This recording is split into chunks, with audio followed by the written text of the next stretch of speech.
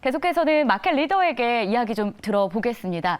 마켓에 대해서 우리가 리더라고 부르는 이유가 분명 있을 텐데요. 이분이 시장 정말 잘 보십니다. KB증권의 하인한 연구원 소개하겠습니다. 어서 오세요. 안녕하세요. 반갑습니다. 반갑습니다. 오랜만에 또 나와주셨는데. 예. 한 달 전에 뵀던 것 같은데요. 맞아요. 예. 한 달 사이에 시장이 또 많이 바뀌었잖아요. 예, 맞습니다. 요즘 시장은 어떻게 보고 계신지부터 점검을 좀 해보겠습니다. 자, 일단 오늘 주제부터 화면으로 공개할게요. 오늘의 주제는요. 탈세계화의 수혜. 엔터라고 한 달 전에도 이야기를 살짝 힌트를 주셨는데 네. 와, 엔터주 정말 보통이 아니게 가고 있습니다. 네. 자, 오늘 이런 종목 이야기까지 들여다보기 전에 일단 먼저 시장부터 점검을 좀 해주세요. 네. 요즘 뭐 실적 발표 막바지다 보니 네. 그래도 뭐 발표 난 이후에 향후 전망으로 주가가 또 많이 움직이더라고요. 네. 이런 장세 얼마나 더 갈 거라고 보세요? 일단은 지금 실적이나 뭐 테마 이런 쪽을 계속해서 주목해야 된다라고 생각을 하고요. 네. 제가 시황 애널리스트지만 좀 약간 부끄럽게도 그 부채 한도 이슈라는 게 지금 있잖아요. 네. 6월에 있고 그게 어떻게 될지 뭐 전혀 감을 잡을 수가 없습니다. 그건 네. 부끄러운 일은 아니라고 생각합니다. 이것도 뭐 신이 뭐 네. 내렸다 뭐 이런 표현을 써도 되는지 모르겠지만 네, 그래서 이제 정말 잘 모르겠고, 네. 그래서 이제 모르는 걸 뭐 함부로 예측하는 것보다는 좀 더 확실한 부분들, 그래서 이제 실적이나 뭐 테마 이런 것들 중심으로 보는 게 좋을 것 같다 그런 생각을 뭐 여전히 갖고 있습니다. 그러면은 여러 가지 글로벌 이슈에 대해서는 좀 큰 그림에서 어떻게 보시는지 한마디라도 코멘트를 해주신다면? 글로벌 트렌드 관점에서 여전히 탈세계화를 네. 계속 주목하고 있고요. 네. 뭐 관련해서 계속 아이디어를 내고 있습니다. 좋습니다. 네. 탈세계화 시대를 살아가는 현재 시장, 그리고 여기에 또 실적 장세는 좀 이어지고 네. 테마 관련한 종목들도 볼 필요 있겠다. 이렇게 현재 시장에 대해서 정리를 좀 해주셨는데요. 자, 그렇다면 탈세계화 시대에 엔터를 좀 유망 산업으로 진주부터 꼽으셨습니다. 이 배경, 앞으로 전망까지 좀 정리해 주신다면요. 엔터 산업을 한 달 전쯤에 나와서 마지막 부분에서 이제 잠깐 말씀드렸던 것 같아요. 맞아요. 그래서 이제 왜 엔터 쪽을 보게 됐는지 좀 먼저 말씀을 드리면은 인도네시아 출장을 제가 3월 말에 갔다 오면서 그때부터 이제 엔터 산업을 또 주목해야 된다 이렇게 좀 보고 있습니다. 그리고 저희 KB증권에서는 매월 월간 전략 자료를 내거든요. 그래서 4월 말 마지막 영업일에 제가 자료를 하나 썼는데 거기서 좀 의미 있게 봤던 책이 있어가지고 네. 그 책을 좀 인용해서 말씀드리면은 로코노믹스라는 책입니다. 지금은 돌아가신 분이신데 오바마 대통령 때 그 백악관 경제자문위원회 의장을 지내셨던 분이 음악 산업에 대해서 경제학적으로 접근을 하신 책이거든요. 이게 지금 이제 저희가 계속 엔터 산업에서 경험하고 있는 것들을 설명하는 데 굉장히 도움이 되실 것 같아서 그런 관점에서 좀 접근을 하고 있는데 이분이 지적한 거는 스트리밍 시대가 되면서 음악의 세계화가 진행이 될 것이다. 그리고 슈퍼스타의 국적 다변화가 이뤄질 것이다라고 얘기를 했습니다. 국적 다변화라는 것은 그분은 미국인이니까 네. 뭐 제 생각에서는 우리나라 아티스트들이 좀 기회가 될 수 있는 게 이 스트리밍 시대로 인해서 가능할 거다라고 생각을 하고요. 그래서 우리가 돌이켜 보면은 2012년에 싸이 강남 스타일이 이제 흥행을 했었잖아요. 네. 글로벌 맞습니다. 시장에서 엄청났죠. 네, 2012년이었었고 그리고 BTS가 제가 기억하기로는 빌보드 핫백에 오른 게 2017년쯤이었습니다.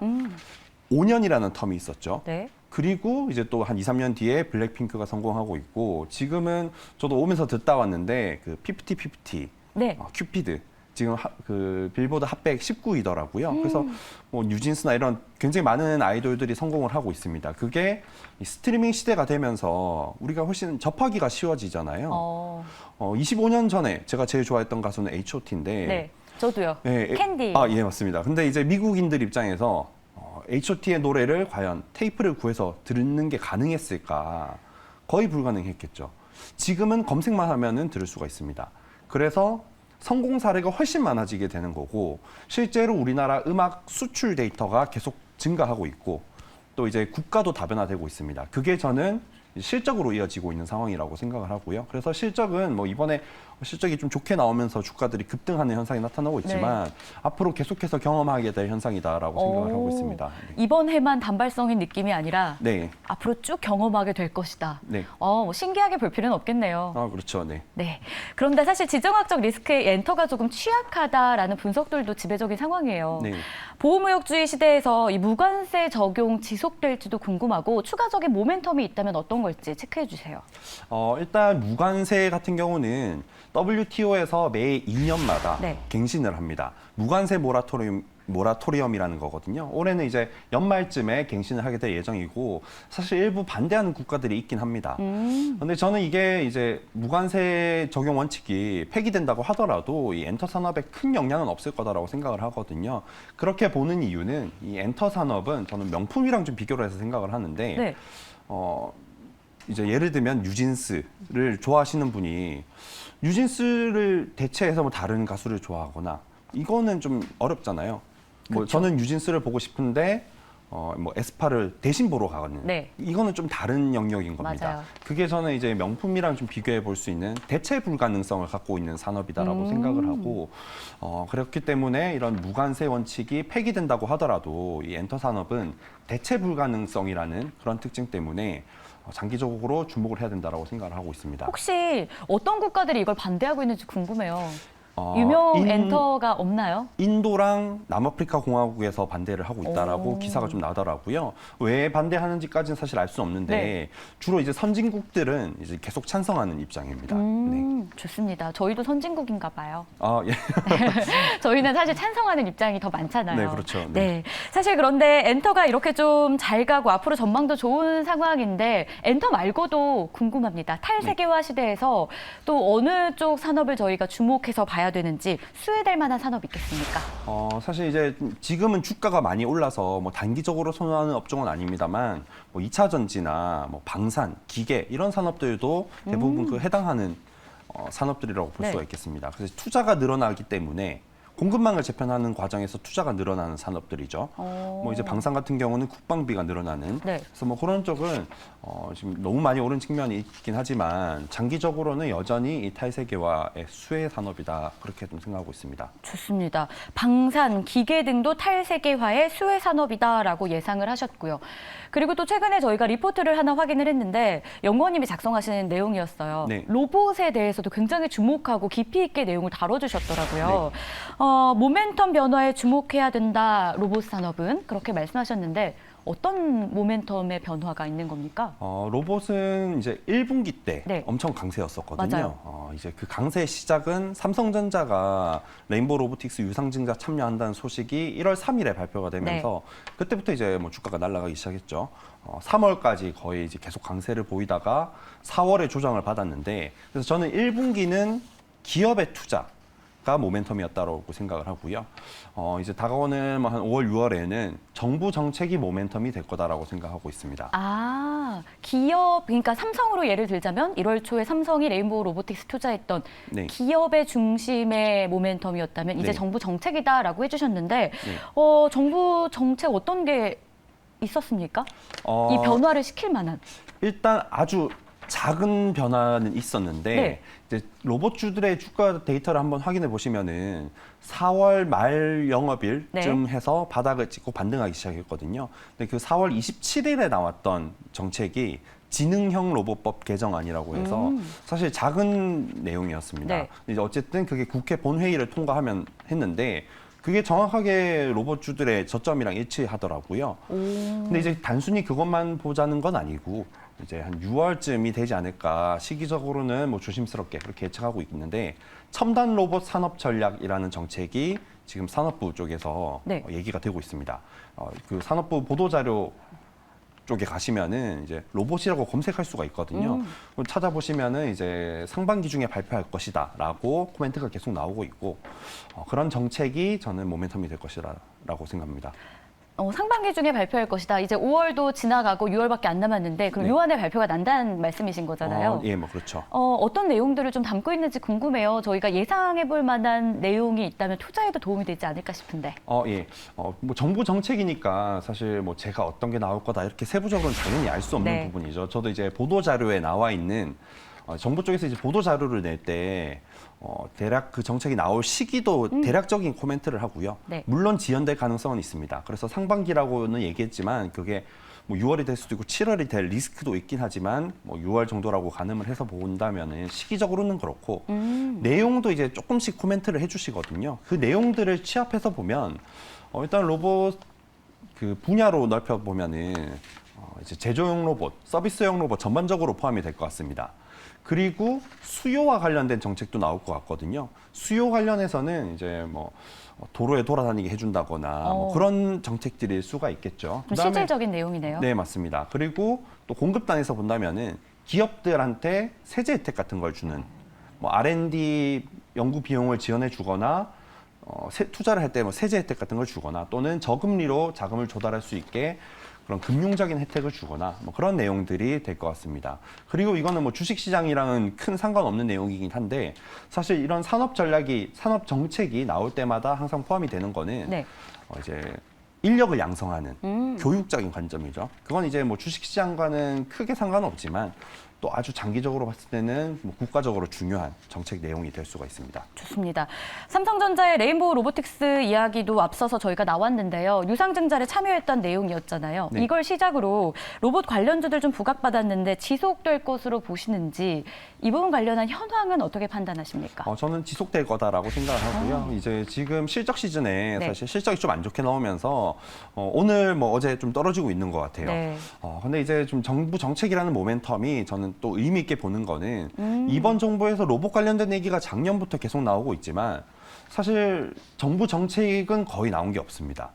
그래서 이제 첫 번째로 나오는 종합적인 정부 정책이라는 점에서 의미가 있을 것 같고 또 종합적인 정책인 만큼 상당히 포괄적으로 내용들이 다뤄질 거기 때문에 뭐 이런 모멘텀은 한 번쯤 챙겨봐야 된다라고 생각하고 있습니다. 자, 그렇다면 앞으로 좀 저희가 주목해 볼 만한 로봇 관련한 종목은 어떤 게 있을지도 궁금합니다. 어떤 종목 보고 계세요? 뭐 종목을 좀 말씀드리기는 어려울 것 같고 예, 저는 이제 감속기 쪽을 특히 주목을 하거든요. 로봇 안에서도 감속기. 네, 맞습니다. 결국 감속기라는 게 있어야 되고 또 이게 쉽게 이제 자립할 수 없는 부품이기 때문에 부품 기술이기 때문에 또 이제 그것을 국산화하고 있는 기업들이 좀 의미가 있지 않을까 싶고요.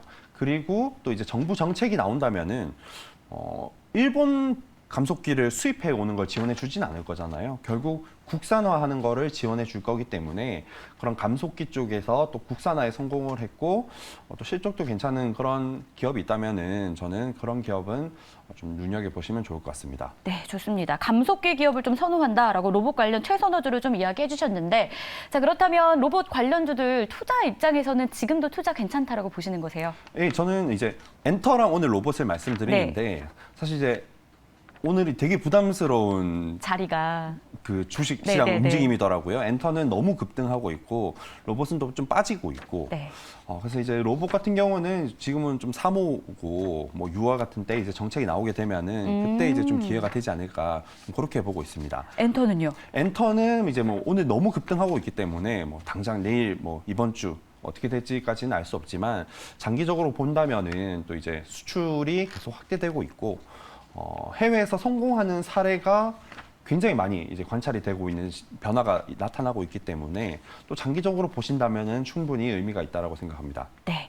그리고 한 가지 조금 여쭤보고 싶은 부분이 있었어요. 네. 한 달 전에 저희가 만났을 때 이 탈세계화에 대해서 처음으로 좀 언급을 해주셨고 네. 그 리포트가 참 기사화도 많이 됐더라고요. 네. 이 부분 한 번 더 점검을 해주시면 좋을 것 같은데 네. 어쨌든 탈세계화에 따라서 광물 전쟁은 좀 불가피하다라는 내용이 담겨 있었습니다. 그 한 달이란 사이에 우리 기업들의 대비 태세는 좀 바뀐 건 없는지 점검해 주신다면요. 네, 기업들이 투자를 한다 이런 얘기는 좀 계속 나오고 있는 네. 것 같거든요. 근데 이제 이 광물 자원이라는 것은 광산에 투자를 해야 되는 거잖아요. 네. 그게 이제 뭐 투자 결정을 한다고 해서 바로 이렇게 투자로 연결될 수 있는 건 아니고 또 사업성 검토까지 상당히 시간이 많이 걸리는 거기 때문에 뭐 한 달 사이에 뭐 극적인 변화가 나타났다라고 말씀드리기는 어려울 것 같습니다. 근데 이제 그런 기업들이 보통 이제 배당 수익률도 좀 높고 그런 네. 장점들이 있거든요. 그래서 요 며칠 이제 주식시장 전반적으로 봤을 때는 주가가 좀 빠지는 그런 현상들이 나타나고 있는데 배당 수익 관점으로도 또 접근해 보시면은 배당 수익 관점이요. 네. 알겠습니다. 배당 수익률이 좀 많은 종목은 5% 이상 되는 종목도 있고 오. 그렇더라고요.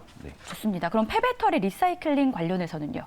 폐배터리 리사이클링 같은 경우도 뭐 장기적으로 되게 좋게 보는데 네. 이제 뭐 2차 전지와 약간은 유사하게 흘러가거든요. 그래서 지금은 좀 빠지고 있어서 뭐 그쪽은 뭐 단기적으로 주가를 좋아하는 건 아니고 다만 이제 기업들의 투자가 계속 나오고 있습니다. 네.